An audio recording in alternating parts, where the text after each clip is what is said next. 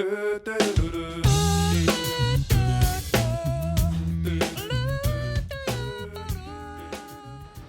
welcome to Speedgig.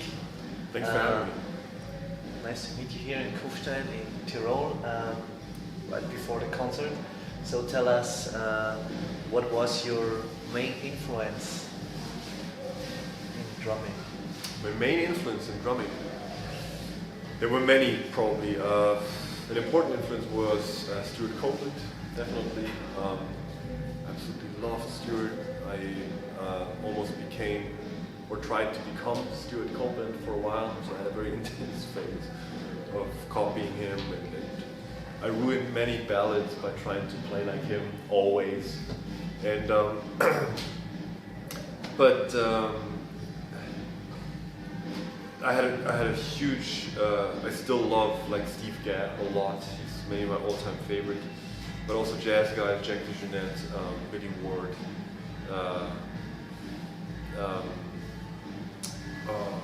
Bill Stewart. Oh man, too many to mention. David Garibaldi, of course, Wacko, all those guys. Okay. So tell us about your education.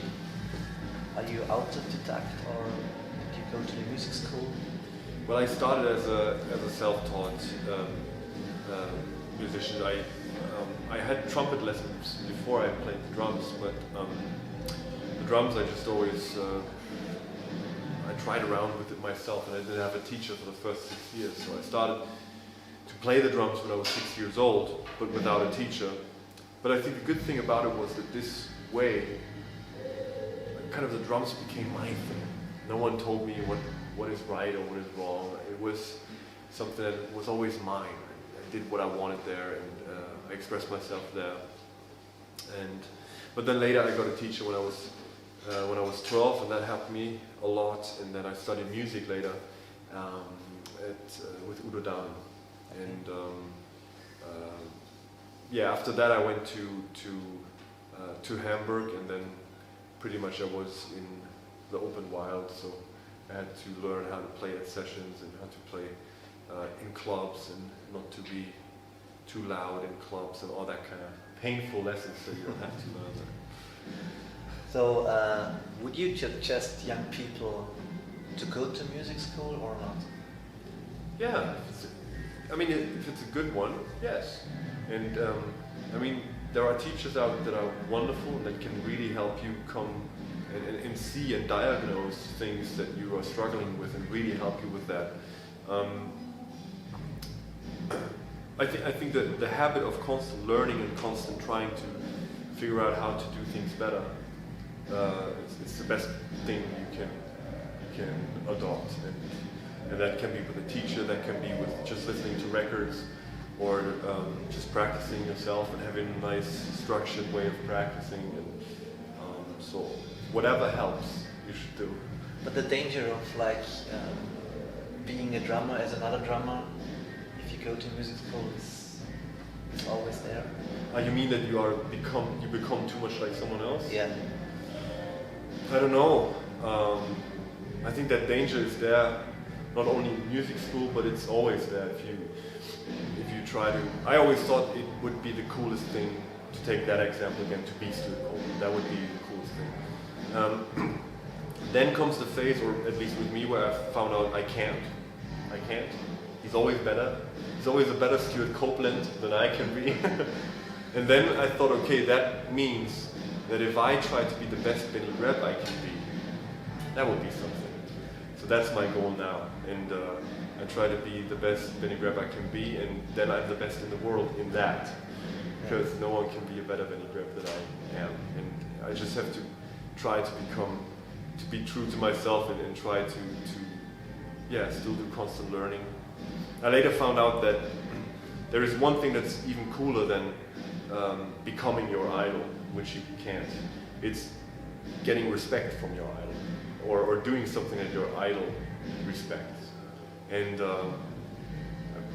with that example, I actually got to play drums for Stuart Copeland once. I was invited to record on a soundtrack thing that he did, and I played drums for the producer, Stuart Copeland, the writer. And to hear in the headphones like you play drums and you hear in the headphones from Stuart Copeland like, great drumming, man. It's like, you know. So that was a great moment for me to get that cycle kind of like, okay, wow.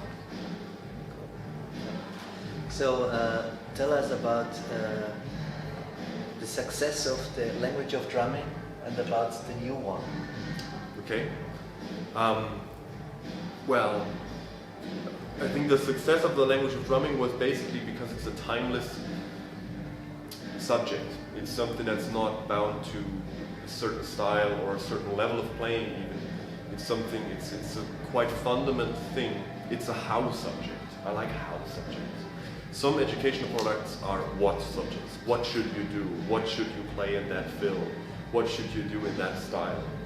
And but if I try to get across how subjects, because it's basically whatever you are doing, wherever you are, how you do that, how can you do that better, and what can you apply to make it sound better or make it sound stronger, have a stronger fundament, or have more flexibility.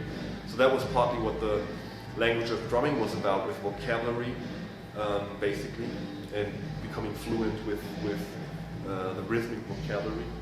And the new DVD is basically also a how product about how to get it to groove, or to bring your groove to another level if you already, I mean, no one starts at zero, everyone has a certain kind of feel himself, but there are a couple of things if you're struggling with, for example, becoming faster in fills, like most of us do sometimes, or you count off songs too fast, or you always have a sweet spot that's kind of, okay, you play for a while and then you think like, oh, those 4 bars were great, and then in the second chorus it wasn't that great, it just felt different. I played the same thing, but it just felt different. Why is that? So it gives, for the first time maybe, because I haven't seen it anywhere else, it gives help for diagnosing those things. So what is it? Why is that? And what can you do against it? That's the shortest version probably I can give, but that will be the Art and Science of Groove, and it will come out hopefully end of January, beginning February latest. Okay. Is there a reason why, I mean, Gschoesser is also very successful in doing the things, why these things are so successful from German-speaking or Swiss-German guys and not America? I mean, they also produce a lot of things, but it's so successful. I don't know. Jojo is just a clever guy. I mean, Jojo also, I think the success of Jojo is also, I think there are 2 different ways of doing these products. One way is, where it originally came from, is like, okay, you do a kind of a clinic thing. You answer questions, or you have an interview setting where you demonstrate things, or you just come kind of unprepared and talk about the things you do and play a little. And there's this other route that you can go, which I think Jojo did and I did, and where you basically choose one subject that you really want to like really cover and really go deep in, and then you prepare that, and you know every word that you will say, and you sharpened it over the years, and you tried it out on maybe students, and I tried it out in my drum camps, and I tried to look for exercises that work and work immediately, and some that don't work I tried to improve. So that, I think that's the difference of this is really it's not a clinic, or it's not a workshop thing. It's really a piece of information that took a lot of preparation and a lot of thought went into it. And I think that is maybe the common thread between the stuff that Jojo does and the stuff that I do maybe too. That, I mean, it took me, I think, 7 years to put this DVD together the way it is now, and I think it shows it's not something that you can do overnight. Or at least I can. Maybe I'm also only slow, I don't know. But yeah. There are a lot of drummers, especially from America. They come out of church, and I know some, they're really kind of spiritual, and their groove is also like a cool pocket style. Same than you think this is some kind of, you have to be some kind of spiritual that you have this bucket roof, or? I'm the wrong guy to ask because I'm an atheist. So I see one of the missions of and mission sounds like that again as well. Oh, wait a second. Spiritual is just meant maybe your spirituality is nature or whatever. You know, it's Right. Okay. Here's the thing. I wanted to find principles that don't change. If you apply them and if you follow them, like gravity, right? You can say there are certain things that are just facts, and you can say, well, I don't believe in the in the theory of gravity, and you jump off a high building. And the gravity will work, no matter whether you believe in it or don't. When you touch the ground, you get the result. So it's the same in this room. There's probably no one in this room, as far as I know, that knows exactly how electricity works. Exactly. You could explain everything about it, how it works. But you're still willing to flip the switch and get the light. So I think I don't want to watch it like it is a gift or it comes from there or there. I just want to have tools for people to say, like, you know what, if you see this or that problem and you want it to change, I want you to know how to change it. So that's why it's maybe called the art and science of roof, because it's not that much based on things like talent or because they're very overrated, to be honest. But that's just my point of view. So let's talk about your private life. So I think you are a father. Yeah. And you have a lot of times traveling. You're around all over. So how you mix this situation? Oh wow. It requires good time management. What I found out is that I've definitely cut down on touring, and I really think twice now to commit to things, or before I commit to things that involve long travel or stuff like that. And I also take care about myself more when I'm on tour, because I know when I come home, I will be busy taking care of my son, and so the mindset has changed a lot. The time I'm out or I'm away from home changed as well. So these were adjustments I had to make. But what I also found out is that what we just talked about is quantity of time.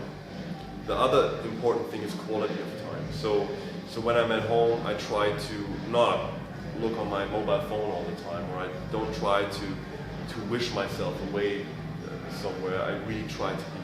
When I'm there, I try to be there as much as I can. And this is something where definitely children are, or my son definitely is very sensitive to. So I can really feel that he enjoys himself much more, and me too actually, when I then commit to what I do. And then I can do the other stuff as well, but it has to be, I try to separate that as well as I can. But I know also a little bit about children. It also takes a lot of energy. Oh yeah. What do you do? I mean, do you do kind of sport or yoga?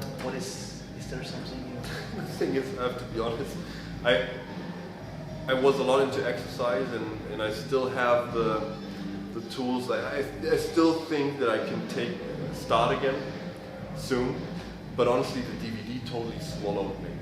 Like all the work with the DVD, and now with my new band,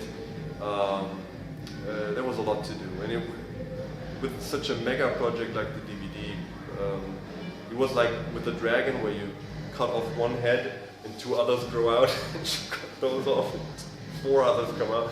So it was like, oh, we have this done now. Oh shit, we still have to do the mixing here, and then, oh, but the editing has to be done first, and I want to have the illustrations here, but oh, then we have to do so I mean, we're pretty good till in the time schedule, and I'm very proud of that. But it cost me a little bit of my tidied up time management, that's for sure, and sleep. When is the release of the DVD? Yeah, about end of January would be safe to say. End of January, beginning of February latest. And then is there a tour planned or? Not yet. I mean, of course we will promote the DVD, but first I really have to finish it, and I want to send out all the prizes and the perks, as they are called, for the guys that contributed. So that's my number one main goal now, to get all those guys satisfied, because without them the DVD wouldn't have been possible. So I want to really serve them first, and then of course make it available to the public as fast as possible. So, which kind of drummer inspires you? Which kind of drummer? Yeah, nowadays. You mean an hypothetical one, or like an actual one? An actual one. Ah, okay. I find Mark Juliana very inspiring. I find Jojo inspiring. I still find old guys inspiring. I love James Brown's stuff. I just find music inspiring. There is stuff that I rediscover it, kind of stuff that I used to listen to, or some classical pieces even. Yeah, a lot of things. So the last question. Tell us about your future. I mean, the release of the DVD, but band, or maybe you write some music. Well, the future, first of all, the present is now to finish this tour that we're on with my band Moving Parts. I'm very happy. It runs really, really well so far. We even entered the jazz charts, and this tour runs really great, and I'm super proud of my band right now. This is what I really enjoy at the moment, to have found guys that I can really interact and improvise and come up with songs that I always wanted. I always wanted to have this kind of ensemble that I can I basically found a musical home now that I didn't have before in that sense. I did a lot of sideman things, but that is really, it feels very different and very good. So I want to do more with that. We will play more jazz festivals next year. There will be a live album of this tour basically, so we record everything so nothing gets lost, and so that would be a next thing. There will be, I guess there will be tours regarding the Art and Science of Groove DVD, for sure. And that's the two main things on my mind right now. There is an album coming out, and maybe a tour with the jazz trumpet player Niels Wilker next year, but that's not 100% sure. So at the moment I'm quite short-term thinking. Normally I have a 3-year plan, but at the moment, if I get through December, and I can get the DVDs out, that will be a huge goal that I've been working towards for many years. So that is the nearest future. And then maybe I will start doing sport again and exercise, hopefully. Thank you very much, Benny. All the best. Thank you. Thanks, man.